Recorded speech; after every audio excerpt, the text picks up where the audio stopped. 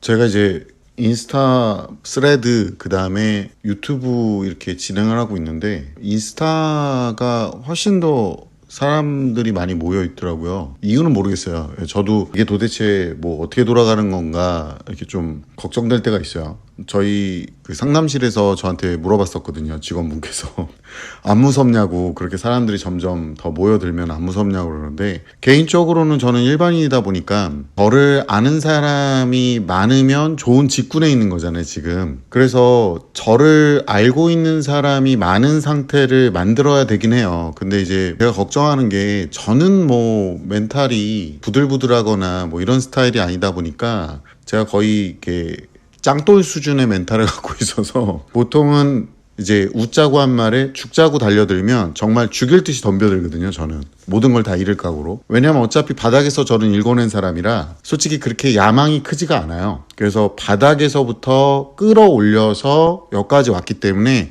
그 작업을 또 할 자신은 있어요. 그리고 사람들은 결국에 시간이 지나면 잊어요. 제가 연예인이 아니기 때문에. 극히 나쁜 행동을 한 것도 아니면 금방 또 그런 부분들은, 또는 소문들은 잊혀지고 좋은 쪽으로 쌓아 올릴 수 있다, 저는 생각을 하고 있어요. 사람들이 봤을 때는 너는 욕심이 많아서 그런 거야, 왜 이렇게 악착같이 그렇게 뭔가를 하고 악착같이 그렇게 필사적으로 그렇게 뭔가를 하냐라고 하는데, 저는요 바로 앞에 있는 목표를 위해서도 그렇게 필사적으로 해요. 그래서 제가 바로 앞에 있는 목표가 성취가 됐을 때, 예를 들어서 뭐 이번 5월 같은 경우도 저희가 홍보를 해야 되는데 그 홍보 작업이 잘 되고 있어요 지금. 그걸 위해서 필사적으로 뭔가 작업을 했거든요, 제 일을 하면서. 그러니까 뭐 다른 걸 내려놓고 이거 하고 이런 스타일이 아니에요. 저는 다 계획을 잡아서 어떻게든 하려고 하고, 쉴 시간, 놀 시간을 줄여요. 대신에 저번에도 얘기했다시피 잠자는 시간을 아끼지는 않아요. 아침까지 처자는 새끼들은 늦게까지 핸드폰 쳐봐서 그런 거고, 그 새끼들은 혼나야 되는 거고, 저는 자는 수면의 시간의 질을 되게 중요시 여겨요.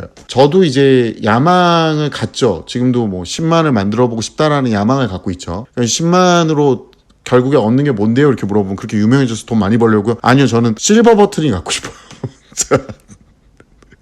제 또 수집 욕구가 제 이름으로 된 실버 버튼을 좀 갖고 싶다. 그러니까 별것도 아니에요. 누가 보면 별것도 아닌데, 그 실버 버튼을 이룩하는 과정에서 분명히 저는 노력을 계속 할 거고, 제가 필사적으로 바라고 있는 거는 그거고, 그리고 결과적으로는 그 과정에서 구독자분들이나 팔로워들이 늘어나게 되면 저는 가시적인 결과치가 계속 일어날 거 아니에요.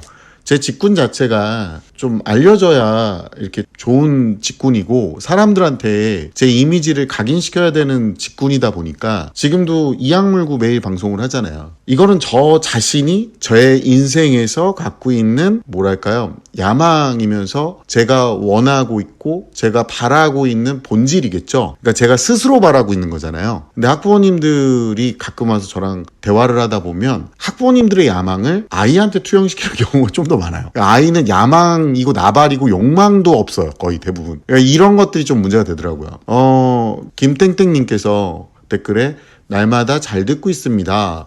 스레드에 원장님 강의 재밌다고 소문났던데 번창하세요 라고 남겨놓으셨어요. 너무 감사하고요. 저도 스레드 하고 있는데 그런 건 어디서 봐요?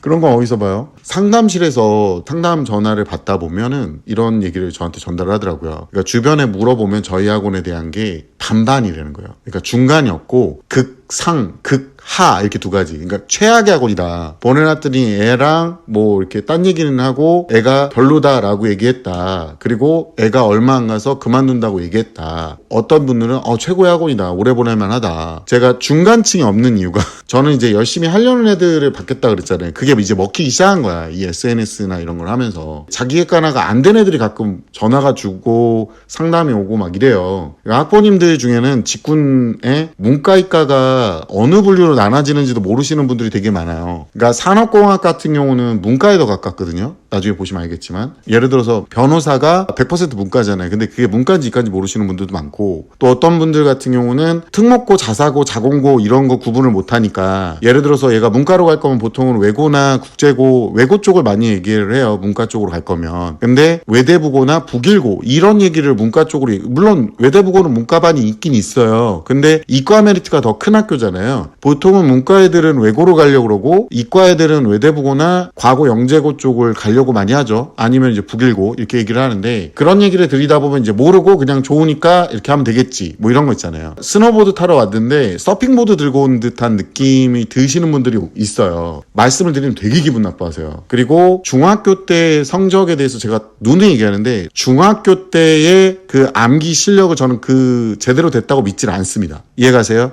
중학교 때 애가 뭐 다 써가면서 암기를 잘하고 있어요 라고 해도 저는 되게 의심을 해요. 왜냐면 보통은 시켜보면 문제를 때려 풀면서 눈으로 쳐 외우고 기억력이 단기로 굉장히 좋은 애예요. 축기역까지 끌고 가지를 못하는 애들. 이런 애들이 A가 나오고 그럼 어머니들이 굉장히 똑똑한 줄 알아요. 처음에. 또 호불호가 너무 심해가지고 뭐가 맞네 안 맞네를 자꾸 얘기하는 애들이 있어요. 메타인지가 안 돼서 어머님들이 과거 영재고 해볼까? 그게 중학교 2학년 때 가끔 중2병과 같이 오거든요. 과거 영재고로 준비를 하는데 수학만 준비를 해요. 그러니까 할 수 있는 것만 하는 거야. 과학은 나중에 하면 되겠지 막 이러고 앉아있어. 결국엔 그것 때문에 못 가요. 그리고 학생부에 보면 자기가 머리가 좀 좋다고 깝치다가 보통은 기록이 되는 경우. 제가 솔직히 말하면 선생님이 이상한 선생님도 있었겠죠. 근데 그 불씨를 준 사람 본인일 거 아니에요. 그러니까 저번에도 전화 오셔가지고 여기 학원은 왜 중간에 대한 평가가 없어요? 그저 그렇다는 평가가 없어요? 이렇게 물어보시더라고요. 그래서 저희한테 뒤어서 나가시든가 아니면 뭐가 마음에 안 들어서 나가시거나 진짜 멀쩡하게 그냥 뭐가 마음에 안 들어서 성적이 안 나와서 나간 거예요. 단기간에 뭔가 해주겠지 하고 왔는데 안 나온 거야. 그리고 애가 노력을 했는데도 점수가 안 나오는 경우도 많잖아요. 솔직히. 근데 이제 그렇게 되면은 실망해서 나가서 이제 안 좋게 평가를 하시는 거. 뭐 이런 것들에 대해서는 불만은 없어요. 근데 SNS나 이런 데서는 직접적으로 저한테 그런 평가들이 내려지고 현재도 학원에 대한 평가는 계속 이뤄지고 있기 때문에 맘카페나 이런 데도 다 모니터링을 하고 있거든요.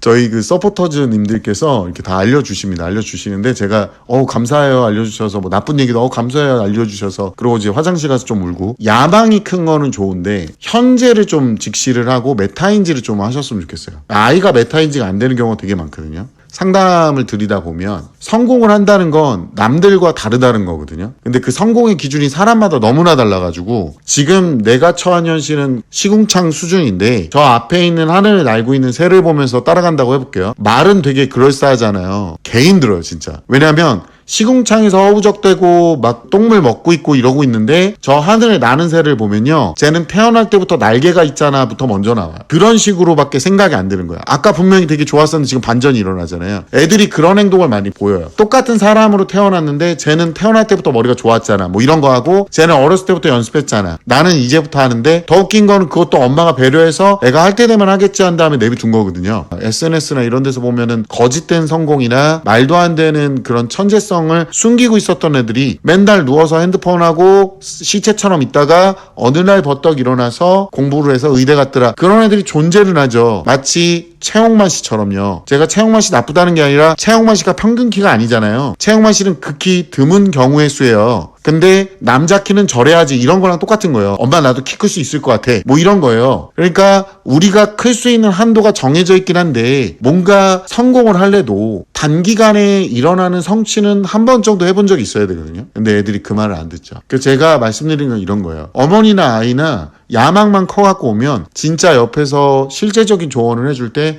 들리지 않습니다. 전문가들이 이제 조언을 할 때도 어머니 근데 이거는 현실적으로 좀 아직은 불가능하니까 이쪽으로 해보시면 어때요? 이렇게 제가 말씀드리면 자기가 이미 정한 게 있기 때문에 말을 안 들으세요. 이런 어머니들. 애들은 더 심하고요. 그러니까 그런 분들이 보통은 안 좋게 평가를 많이 내리시더라고요. 저는 그거에 대해서 불만은 없어요. 본인 평가는 본인의 자유니까. 제가 어머님들 오면 어머니 근데 계획이 좀 이상한 것 같다. 이거는 방향이 좀 아닌 것 같다라고 하면 자꾸 이렇게 변명을 하시고 자꾸 아이를 포장을 하시고 자꾸 그 말을 본질을 흐린 다음에 학부모님들이 원하는 그쪽에 질문만 하세요. 그래서 가능해요? 그래서 그러면 어떻게 하면 돼요? 어머니 그 좀 불가능할 것 같아요. 그러니까 이걸 가능하게 하려면 전문가니까 어떻게 하면 돼요? 이건 하셔야 돼요. 의사도요. 죽은 환자는 못 살려요. 진짜 허준 대침을 놔도 죽은 사람은 못 살립니다. 그러니까 이미 계획 단계에서 계획을 잘못 잡아서 실패를 해서 이 계획들이 다 틀어져 있으면 어머니가 원하는 또는 아이가 원하는 그 야망에 가까운 그 하늘에 나는 새는요 못 잡을 가능성이 높아요. 지금 입시라는 한정된 기간 안에서. 그러면 다른 방법을 채택을 해야 돼요. 우선 우회적으로 생존을 한 다음에 앞으로 나갈 수 있는 방법을 생각을 해보셔야 되는데 학부모님들 안 들으세요. 너 전문가라며.